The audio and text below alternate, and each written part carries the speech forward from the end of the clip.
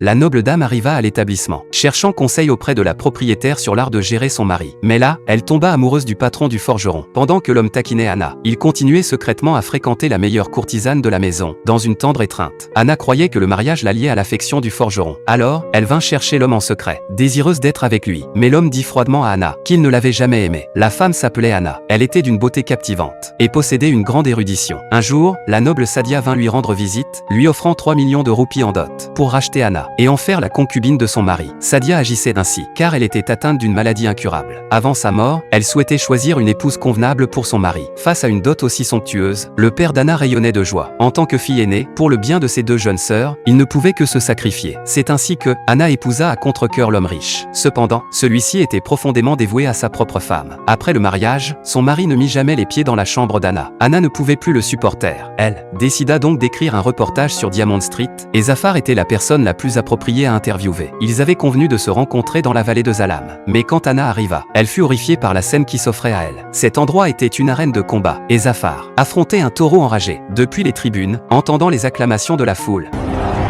le cœur d'Anna se calma enfin. Voyant Zafar couvert de blessures, elle était furieuse qu'il ne se soucie pas de sa propre vie. Zafar, cependant, balaya ses inquiétudes d'un revers de main. En tant que bâtard comme moi, personne ne se soucie de savoir si je vis ou si je meurs. Je n'ai donc pas peur de la mort. Anna ne put que le réconforter, le cœur lourd. Le jour où tu tomberas amoureux, tu trouveras un sens à ta vie.